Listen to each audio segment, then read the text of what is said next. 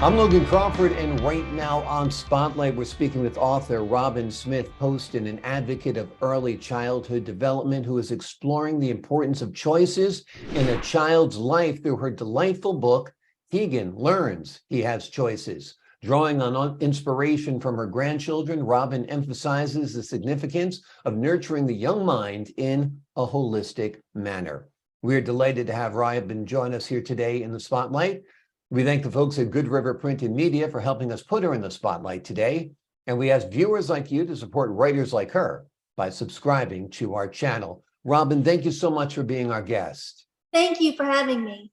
Oh, the pleasure is all mine. Love your book. And as you think about it, a person is only a person, and you differentiate yourself from animals and other beings when you have choices, right? That's kind of the essence of it all. Right. That's Tell it. us a little bit about your inspiration for writing Keegan.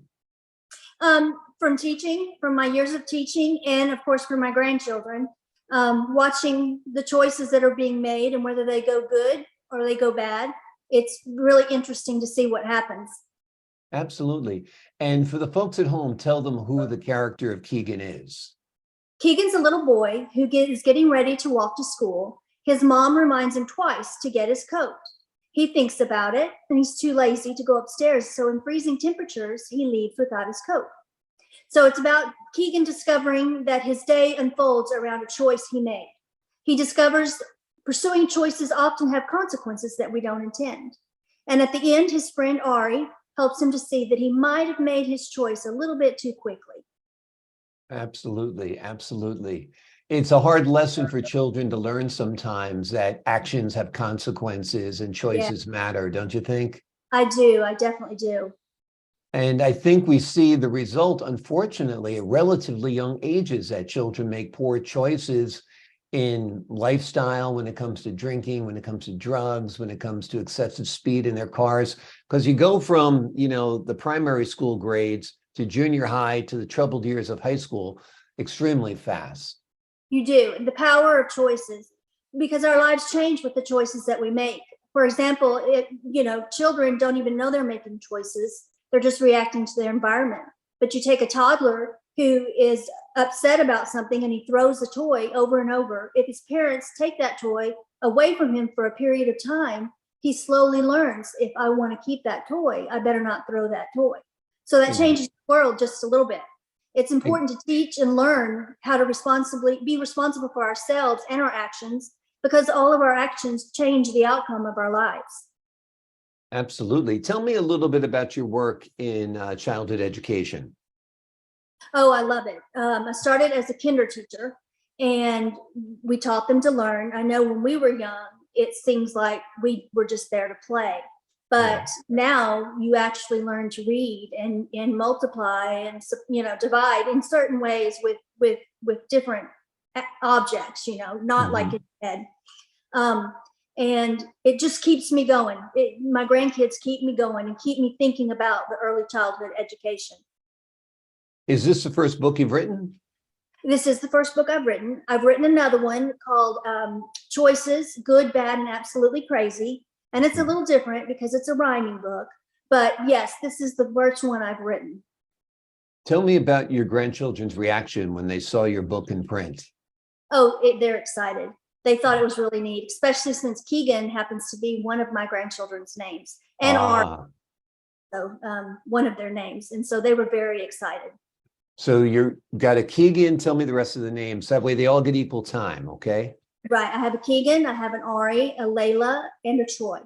Okay, great. That's great. So you're going to have to name a book after each one of them. Ari's going to have to get his book, and Troy's going to have his book. That's great. It'll keep you motivated. It'll keep you writing. Keep going. That's right. Absolutely. Absolutely. So Keegan must be pretty proud. How old is Keegan? Keegan's 8. Okay. Yeah. He must be pretty proud, or is he at the age where he's too cool for that kind of stuff? Oh, kind of too cool at this point. In the beginning, he was real excited, but then he kind of got a little bit cool and like, oh, whatever. That's how kids are, for sure. Yeah. Wonderful. I love the illustrations in your book. Tell me about who helped you with those, or who did those. Lawrence Publishing. They had an illustrator there do the illustrations, and they turned out beautiful. Yeah. Yeah, they're So perfect for helping to tell the story because they are. reinforcing the text with images are so important for kids. And I love colors. I think the colors are so bright and pretty. Agreed, agreed. Now, do you ever do any readings of the book at libraries or in your No, school I or anything? haven't yet. I haven't gotten into any of that yet. Okay, well, we're gonna have to get you scheduled to do that because you probably Yeah. enjoy getting the feedback from kids, right? Oh, I love it. I love when their faces open up and the expression on their faces when they see the pages of a book unfold. Yeah, absolutely. Now, your second book, is it in print yet or is it about It to be is. published? It It is is. in print, and it's available at Dorrance Publishing and Amazon. Okay, great, great. And the name of that book again is? It's Choices, Good, Bad, and Absolutely Crazy. That's right. And this is a rhyming book. This one's a rhyming book. Yes. Okay, great. So the rhyming book is fun because kids kind of almost memorize through rhyme, don't you think? Yes, they do. They memorize a lot in repetition, and it's a lot of fun. He chooses different animals to be friends with, and sometimes it's a good choice and sometimes it's a bad choice, depending on if it's an elephant or a whale or what those animals can do. Absolutely, absolutely. How old are the children that you work with? I really like to think that my books are for all ages because we can all be reminded of the valuable lessons of choices because they are so important and they can be so lingering in our lives. Yeah. So Keegan is 8. Tell me the rest of the ages of your grandkids. Ari is 10, Layla is 4, and Troy is also 8. Okay. So you got a full house when the grandkids come over. I do, and it's Yeah. wonderful. Yeah. Yeah. I don't think there's anything more fun because parents have all the responsibility. Grandma gets all the fun. That's right. Yeah, absolutely. Are you thinking about working on any other books? Yes, I am. I'm always thinking whether I'm in a situation or I've read a book. I always think about it. If it sparks some kind of emotion, then I start writing it down in note form, and I go from there. If it progresses, hopefully the characters will jump off the pages. Yeah. And how was it when you were writing Keegan Learns He Has Choices? Was it just pure inspiration that you wrote it quickly or did it take a while? Tell me about it. My love for books keeps me inspired to keep writing. If I come up with a subject matter, I'll begin writing it down. And Keegan was the same way. It just kind of unfolded as I went. Great, Yeah. great. That makes it easier than having to draw it out of the recesses of your brain for sure. Yeah. Yes. Yeah, for sure. So have you thought about maybe having schools use your book as a strategy to help the parents and the educators understand the impact of choices? Oh, I would love for that to happen. I think it's very, very important. Yeah. I think that expanding our ideas of what choices are, if they're good or bad, and how they can make or break us is very, very important virtue. Yeah.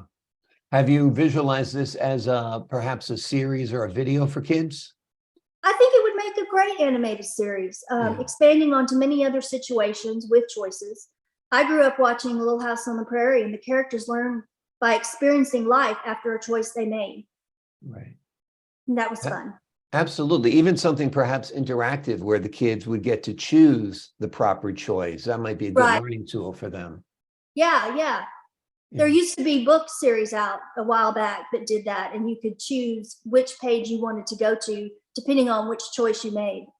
Right. Wonderful, wonderful. And I understand your other hobbies are quilting and gardening. Quilting and gardening. Yep. My Okay. not too green, so I don't know how successful I am at gardening.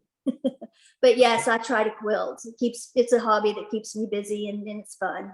Okay. Now, is this one of these community quilts where you all get together, or do you do it on your own? Well, I do get together with the women in my family, but we usually do our own quilt. We do like a lap quilt.